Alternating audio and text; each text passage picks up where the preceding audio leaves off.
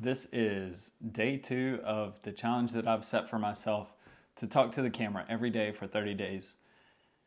My goal in this is just to see how my confidence grows and how I get more calm and confident talking to the camera, how I become more articulate. So I'm hoping by the end of this 30 days, there will be a noticeable difference. Today, I'm going to talk about one of my hobbies. It's a more recently found hobby, and that is running. When we came to shelter in place in 2020, at the peak of COVID, I guess at the rise of COVID, I was not a runner. And the most that I could do is maybe 3 miles at a 10-minute pace. And for some people, that may be really good. And that's great. For me, I had spent time running before, ran cross country in high school. Not very fast, but certainly faster than a 10-minute mile. So I knew that inside somewhere, I thought and believed that I should be able to run faster than that.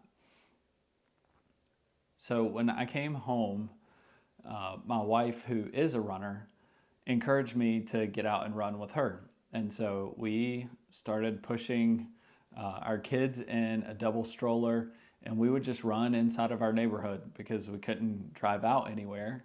And so we would just push these push the double stroller up a hill over and over and over. And man, it was a workout, and it was a killer. I was tired afterwards.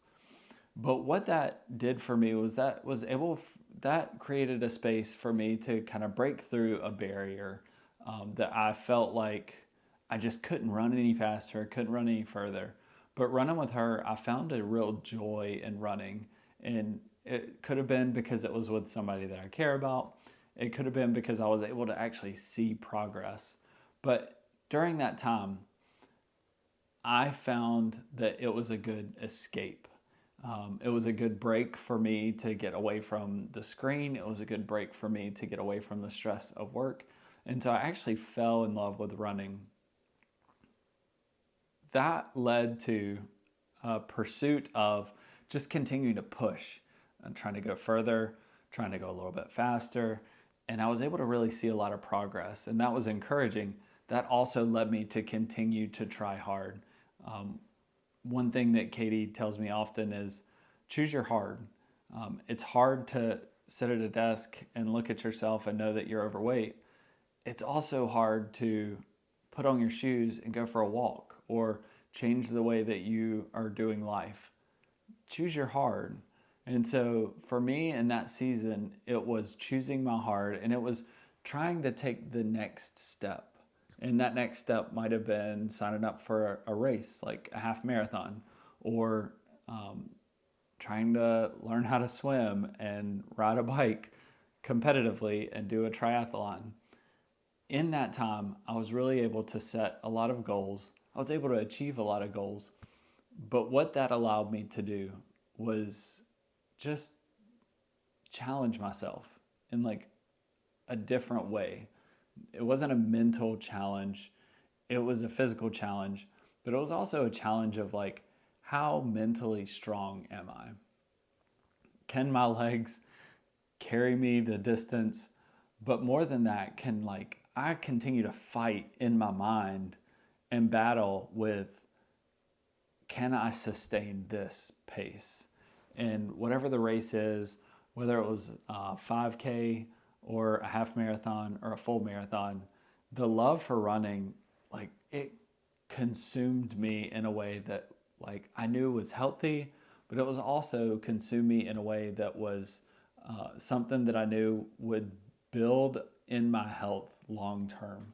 And so I wanted to see those changes. I wanted to know that what I was putting in the time for now would reap rewards later on down the road versus the sedentary life that I was just sitting at a desk, unhealthy diet, moving towards not a very long and joyful life. And that really just was a shift for me.